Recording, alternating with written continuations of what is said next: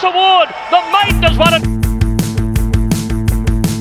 We felt Caulfield Guineas Day was sort of the one that got away. Shamus Award storming from the back. He grabs third placing. And then it made it more complicated about whether or not we'd gain a start in the Cox Plate itself. Obviously, as the Caulfield Guineas winner, he would have been straight into the field. So it was a bit of a nervous wait. I think the flashing light was in the Caulfield Guineas when he flashed home, and I suppose they had a decision to make then. Do you go to the Vase or the Cox Plate? And fortune favours the brave.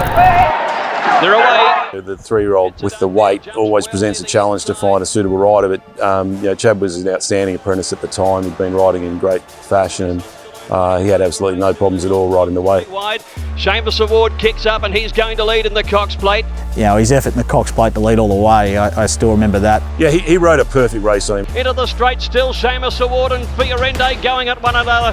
He railed superbly that day. He put a length and a half on the field as they went around the bend, and that just gave him enough of a margin to hold on. He shook off Fiorente. Happy Trails is coming down the outside and Fortella's coming. Shamus Award in front. Happy Trails having the last lunge at him. He dives, misses. Yeah, the last 20 metres, the Happy Trails really did loom large, so we're happy to see the post when it came. The 3-year-old Shamus Award has led all the way to win the Cox Plate. Fiorente charging home late and just missing, and that horse, of course, going on to win the Melbourne Cup. But I remember going to Danny's Bowen Heads property a week or two after the Cox Plate. The horse was actually just walking through just casually on the beach with his track work rider, and Danny said, I want to make this horse the first 3-year-old to win a Cox Plate in Australian Guineas. Shamus Award all the way. And fair play to Danny, he achieved that goal, he got him back, and the horse won the Australian Guineas, the first 3-year-old to do that. So yeah, great recollections of a mighty 3-year-old. The Australian Guineas and the Cox Plate are two of the more prestigious stallion making races, and for him as a colt to have won both, really gave him a great platform to go to stud off.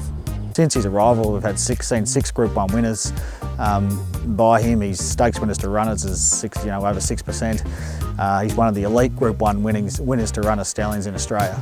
Horses of the likes of Incentivise. And Incentivise, what a star! El Patroness Group 1 winner, Media Award Group 1 winner, Mr. Quickie. So he's established himself as a really top level stallion at getting that elite horse. Thrilled to have him here. I go and see him probably at least once a year. He's always up for the chat, like he comes over and pushes you and nips you and bites you like he used to when he was a 2-year-old in the stable. So no, he's living a very happy life at Rosemont. Well, he's like your best mate. Like, you love him at times, but then he annoys you at times, but he definitely keeps you on your toes. You always got to tread like that, Shamus, but he's genuinely affectionate. He's the real alpha male here. He's he's one of the most loved horses on the farm. The staff really love him.